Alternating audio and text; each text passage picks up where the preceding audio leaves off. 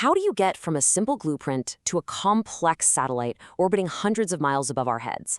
It's a huge undertaking for sure. So today, we're going to pull back the curtain and break down the entire life cycle of a Chinese satellite, from the factory floor all the way to that final frontier. So what if I told you that some of China's new smart factories can churn out up to 300 satellites a year? I mean, that's nearly one every single day. We're not talking about a few custom projects here and there. We're talking about industrial-scale manufacturing for space. And this massive leap, well, it's all being driven by one really powerful idea.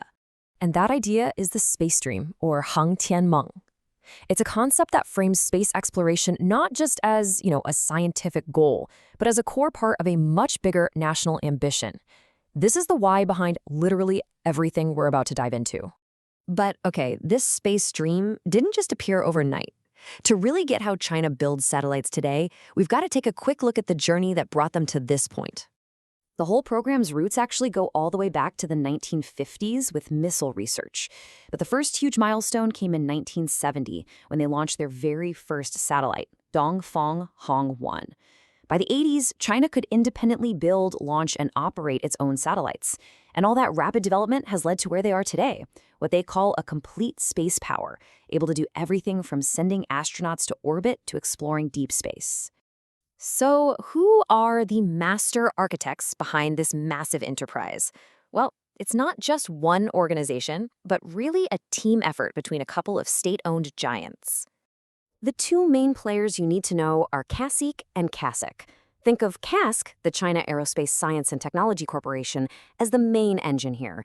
They're the ones behind the famous Long March rockets, most of the satellites, and the entire crewed space program. Now, CASIC is more of a defense contractor. They focus on missiles, but they also build smaller satellites. But for the really big projects, all eyes are definitely on CASC. And within CASC, there are two institutions that are basically the crown jewels of satellite design. In Beijing, you've got the China Academy of Space Technology, or CAST. They're the ones who tackle the super complex systems, like the BeiDou navigation satellites and the Shenzhou spacecraft for the astronauts.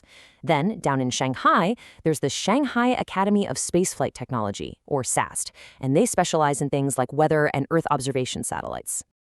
All right, now for the part that I find absolutely fascinating. How do you actually build a machine that can survive one of the most hostile environments we know of? The whole game has just completely changed. We've seen a shift from building single, custom-made satellites by hand to full-on mass production inside what they call Jinen Gongchang, or smart factories. These are these highly automated AI-driven facilities that can put satellites together with incredible speed. It's a huge strategic shift from expensive one-off hardware to building whole constellations of satellites on an assembly line. The process really boils down to three key stages, known as AIT. First up is assembly, which is pretty much what it sounds like. All the individual parts are put together. Then comes integration. This is where all the complex electronic systems are connected and tested to make sure they can all talk to each other.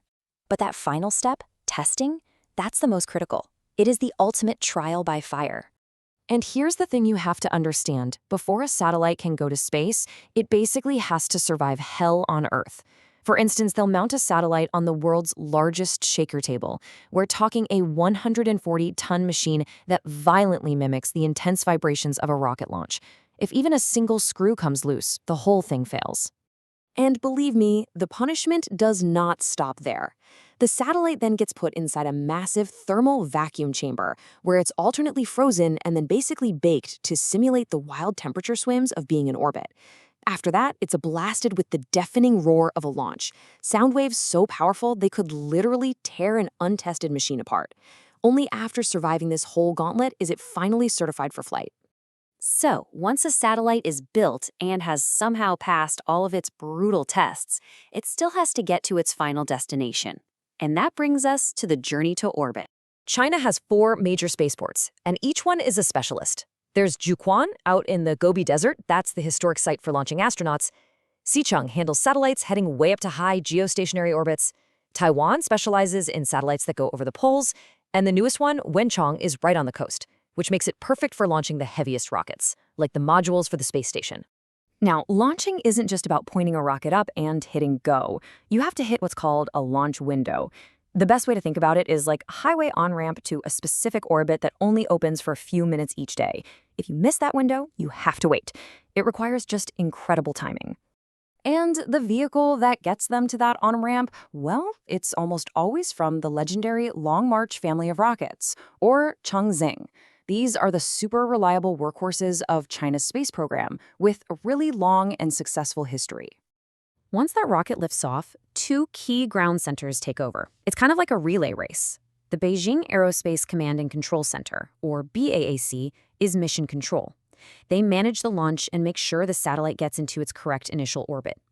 After that, they hand over control to the Xi'an Satellite Control Center, which acts as the satellite's long-term doctor, monitoring its health and managing its operations for its entire life. So why? Why go through all this trouble? Because this technology has a huge impact on our everyday lives, probably more than you realize. The most well-known example is probably the BeiDou navigation system. It's China's version of GPS, a whole constellation of satellites that provides precise location and timing data to billions of users. It powers everything from the map app on your phone to global shipping and logistics. Then you've got the Fengyan series, which literally means wind and cloud, and that's exactly what they do. These are super advanced weather satellites that are constantly watching Earth's atmosphere, feeding data into these sophisticated OI models that can predict severe weather with better and better accuracy. And finally, the GoFen, or high-resolution satellites. These provide these incredibly detailed pictures of the Earth's surface, and that data is just crucial for everything from disaster response after a flood or a landslide, all the way to urban planning and managing our natural resources. So from a simple idea to an indispensable part of modern life, the journey of a satellite is pretty extraordinary, isn't it? Let's just put it all together one more time. Let's just quickly recap that life cycle. It starts with a design from an elite academy like CAST. It's built in a high-tech smart factory. It's tested to survive what is basically the apocalypse. It's launched into a super precise orbit on a Long March rocket, and finally, it's operated from the ground to provide those vital services we all rely on every day. It's a complete end-to-end system. This entire process, from design all the way to data, it really shows you how systematically the space dream is being assembled, piece by piece. The capability is there. The ambition is crystal clear. Which, of course, leads us to the ultimate question. With this powerful system now firmly in place, what part of the dream becomes reality next?